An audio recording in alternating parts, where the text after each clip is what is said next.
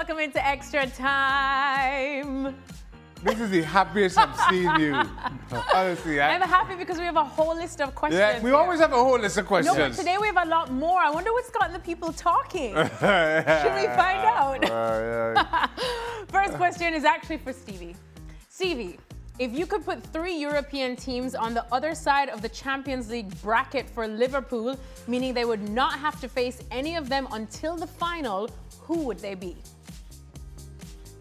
Wow. I think that should be easy. Well, I've got to know what side, who's on the side of the bracket. Liverpool. So we're still in the group. The three so what biggest- 3 teams you do not want Liverpool to face? Until the final. Until the final. Yeah. Aye. Well, PSG, Barcelona. Real Madrid. I'll give you the 3. It's got to be. Arsenal. Arsenal. That's a good shout, Frank. That's a good shout, actually. Arsenal or Real Madrid? Ooh, which one makes you shiver Hold in on, your timbers you've beat more? Arsenal already this season. You know, just for the fact that there's nothing worse than playing somebody from your own league in the Champions League. So Yeah. I'll go with Arsenal and just for that So you reason. prefer to play Real Madrid than Arsenal? Do you need your ears cleaned out? I just said Arsenal, didn't I? I'm just Guys, I want confirmation. I want confirmation. I You want can do that, confirmation. Shaka. Clean them up. Frank, you wanted to say something. Have you seen, guys? Have you seen Real Madrid playing at home against Marseille? Really, really. Do you think that team can win the Champions League if they don't wake up? I mean, Arsenal comparing to Real Madrid right now, which we're going to see with Jude Bellingham coming back. You know, but really, right now, Real Madrid are nowhere near it, one of the contenders we were talking about before. But that's the thing. Real Madrid always do find Take a way that. to wake up in the Champions League. Take Apart from that. last season. That's You'll true. take that. Yeah, last year, yeah.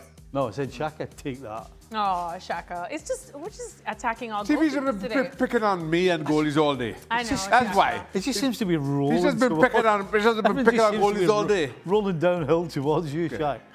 All right, let's go to the next question, shall we? Because it's also for Stevie. Stevie, why are Liverpool conceding goals after being 2-0 up? Even today, they almost blew their lead. Is there anything you see on the pitch that's causing it? The only thing I would say is that as a 4, they're not in tune yet. You know, when you're all together and you know everybody, you know each other's game inside out, and you can smell the trouble coming, you can smell where the ball's going to land. All of those things that all the best back lines have, Liverpool don't have it right now. You know, when you're all in tune, you do things automatically, covering each other, picking up second balls. I mean, those are things that you don't need to think about when you're all in tune. But right now, they're not in tune. So everybody's still figuring out who's going to do what and when they're going to do it. And so you end up giving opportunities up, and then when the team takes it, you find yourself in a bit of trouble. Frank, defensively, are those the same issues you're seeing? No, I agree with Stevie. When I see the back line, and especially Virgil van Dijk, I think the guy's not ready yet. We can feel that he tries to anticipate because he's very good at it, but he tries to anticipate in what's going on in front of him. And many times today, they put the ball behind him, and Kerkez wasn't really there to cover him. Konate did the job and did very well, but Virgil has to really take care of that and make sure that it doesn't happen too often, or at least prevent the others that can happen. But yeah, they're not really on tune as Stevie said. They have to work together. All right, next question, shall we? The second half of the Chelsea United game was so boring. Why is playing 10v10 not the same as 11v11? Because it's Chelsea, wasn't it? Frank? Chelsea wasn't playing. See, Man United don't have to do anything. Well, Yeah. I think. Well, I think it's nothing to do with the fact that you play 11 against 11, and because you play 10 against 10, it's becoming bad.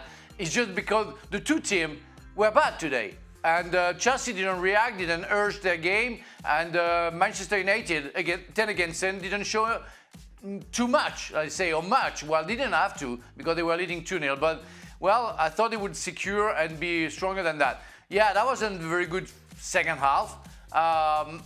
the fact that there was a Champions League game for Chelsea also, and with the heavy field today, with the rain and everything, didn't help. I think players, the last 15 minutes were very tired as well. I agree. The onus was on Chelsea to take the game to Manchester United. Game, as far as Manchester United is concerned, 2-0, happy days. And Chelsea didn't do that until too late. So that's why it was boring, is the short answer. So to Stevie's answer, Chelsea made it boring. Mm-hmm. Yep. All right, pretty straightforward. Next question now. Is Wirtz's best position in this team on the left, alternating with Gakpo? That way the balance of the team stays intact. We don't know the answer to that because we haven't seen him on that side. So far, we've seen him through the middle, and he hasn't been able to produce. So, if that continues, I would assume that Arne Slot will try and find another spot for him, which would kind of automatically seem to be on the left. He did that for Leverkusen on occasion. So, yeah, we can't answer that because we haven't seen him in that position. But we might get the opportunity shortly if he continues to struggle in the middle. Frank? It's a big debate, about Wirtz and the talent that he has, because it's hard to fix him in a position and say, okay, it's good there, it's not very good there. While he was playing for Leverkusen, he was playing as a free guy going everywhere. And I remember having that debate like 5, 6, 7 years ago about Antoine Griezmann playing for France and where was his best position according to the others and everything. And at a certain point, it becomes a mess because you don't know how to use the players where you need that player. So it's up to the coach to find a solution. It's up also to the players playing alongside him to use him as a free will, let's say, but turning around him. That's very complicated in a way because that guy can do absolute magnificent things, and we saw that last season, being free, and you have to let him free. All right, well, I hope you're not tired of hearing Frank's voice because the next question is for Frank. I haven't seen Chelsea play at the same level they showed in the Club World Cup semi-final and final. Why do you think that is? AstroTurf. Yeah, maybe. I think at the end of the season they were on top form and they were very, very good and they found their pace. I think some players are a bit tired, didn't recover from the short holiday that they had during the summer, so they came back earlier and maybe they're still a bit tired. And also, we see sometimes with Maresca's strange decision, like today, using Cole Palmer not at 100%, and when you had to make a substitution, keeping Palmer, putting Neto out, and substituting Palmer after 10 minutes. So it's also the chemistry that the coach didn't find within the players, and also the players who have to find themselves. I mean, João Pedro started very well, had a good Club World Cup. Today, I found him, struggling. Well, on top of it, he had to work alone, but he's getting a little bit tired. So I think Maresca has to pay attention to that as well. Chelsea looking a bit tired. I know that also was a bit of a topic of conversation in the game against Manchester United today. The fact that United didn't have to play midweek, there are no European competitions. If maybe Chelsea just looked a bit leggy. I think that's a factor, but still in September here. So so while all other things being even, you don't associate, you don't offer that excuse of being tired in September. But we kind of came into the season wondering how that Club World Cup would affect those teams that participated in it. Yeah. So maybe this is, I thought the effects of playing in the Club World Cup would probably start to really tell on those teams, on those players, a little bit closer to the end of the calendar year.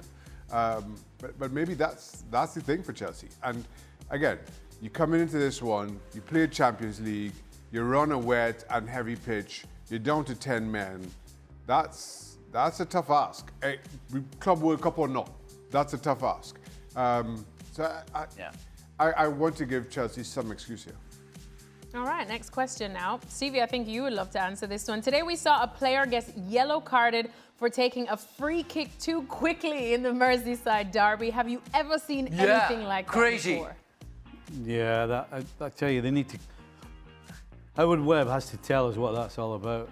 He's explaining himself a lot these days. I tell you, And it is not helping. amazing. Explaining himself and not helping. It is amazing, isn't it? You know, I've been around football a long time. Yeah. Oh, don't we know? And you think you've actually seen everything, and just every now and again something comes up that you've never ever seen before. I've never seen it before. Did you? Frank, what about you? Have you seen it? No, of course not. Nobody saw that before because it never existed. You know, how can you give a yellow card to somebody who wants to play football and quickly? You know, he doesn't want to waste time. He doesn't cheat. He just want to play football. I mean, that's absolutely crazy. And it was in the middle of the park. It's not like the guy is in front of the 18-yard box and he sees the goalkeeper, you know, putting his wall and he shoots before the ref whistle. It's in the middle of the park. He just want to play fast. And you give him a yellow card? Are you insane? Are you out of your mind? I mean, that doesn't make any sense for me. Yeah, it doesn't make sense at all. All right, next question. Last week, Stevie said there was no way back for Ruben Amorim. Today's result was positive and will buy him time. But realistically, how long? Well, to the next crisis. 1 week. To the next crisis, which is always round the corner at It's United. just waiting to happen. But to be fair, this is what Manchester United have been for the last 2 or 3 years. Yeah. And which is why I predicted a draw in this one. And the only reason I predicted a draw is because for the last 4 or 5 years, every single time a Manchester United manager was in desperate need of some kind of a result, they got it. If memory serves me correctly, they even sacked Ten Hag after a win. Don't quote me on that, but that's just how it's been. Every time you say, listen, they don't win this weekend, he's going to get the sack, they get the result. Every single time. And we just have the same old conversation next week. Yep. We absolutely will. Turning a corner into a wall is what I call it. But alas, we're still here. No, I believe in Ruben. You've enjoyed today. you come dressed in your sunflower Stunning. dress. She said, Sunflowers, yellow. I have never seen Alexis this happy. Oh boy. Shaka, she said 4 times. What a stunning day. 4 times during the show. Shaka, Ten Hag was actually sacked after he lost to West Ham. Mighty West Ham. Yeah, you can't. Yeah, to be fair, you can't. We're in a world of trouble at the moment. can't Graham lose to West Ham. Potter. That's not good. That's sackable all by itself. Oh, exactly. All by itself. Exactly. All right, final question now. Ready to tune in to watch pundits cry yet again about Liverpool, despite being 6 wins from 6 this season, playing in first gear. Much ado about nothing? I mean, what a position to be in. Yeah. No, but we have to say something. I mean, yes, Shaka, they have 6 good results. Go on, Well, Frank. it's in a no, but I mean, it's only fair and it's our job to say we expect more because that's what we feel and what we know about Liverpool. Yeah, they have all the points they need, but yeah, I mean, we see doubts, we see things that aren't working well, and well, we would be very happy to say, well, it's a perfect world. It's not. It's not because it's obvious that we see some weaknesses that they have to restrain. Yeah, Jim, but I think the whole point that you're trying to make is the fact that Liverpool are just, I mean, they are winning and it's going well, but it's still early on in the season and they're flirting with danger a little too often that eventually could be found out. Well, I mean, on the show, I made the comparison with Barcelona against Newcastle the other day. You know, Barcelona got 2-0 up, game was done. Just took the air out of the atmosphere by keeping the ball, passing it around, not turning it over, not giving the opposition any chance to get not just themselves but the crowd back in it. And so that's what you're striving to do. Yes, you're striving to win games, but you're striving to do it in a manner where there's no drama. You know, it's under your control. That's what you want. You want it to be under your control.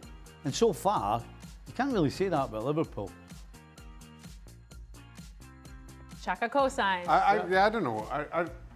I mean, I think on the one hand, you'd be right to be critical about some of Liverpool's performances. No, we've all sang Liverpool's praises in terms of their results and in terms of how that affords you time to bet in the players that you sign.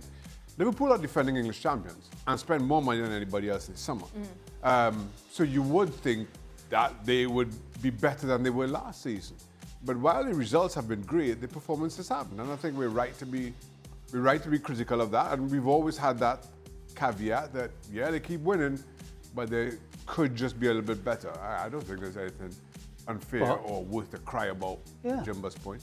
But we also have to point out that when you add so many pieces to a puzzle, it doesn't always just go smoothly. Yeah. And that's what we're seeing. We're not seeing a team in Liverpool that does not have a magnificent squad and ability all over the field.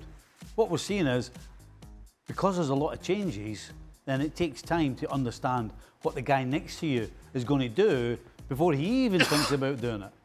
That's the key, to just be able to go out and play and make runs because you know the guy on the ball, or eventually you're going to get it in a certain position without even thinking twice about it. That doesn't happen when you add so many pieces to a football team. Yeah, it's just their humble expert opinion. That's why we pay them the big bucks, right? Big bucks. Well, Frank. Yes. Somebody's getting it. I think it's Frank Leboeuf. He is Frank. our It must be World Frank, Cup guys. champion, though, in It's case Frank. anybody Frank's forgot getting for the it. second. All right, well, we're paying them big bucks to be back tomorrow as well on ESPN FC. A lot to talk about, especially after Barcelona will be in action in La Liga and, of course, the big one in the Premier League, Arsenal up against Manchester City. So join us on the show.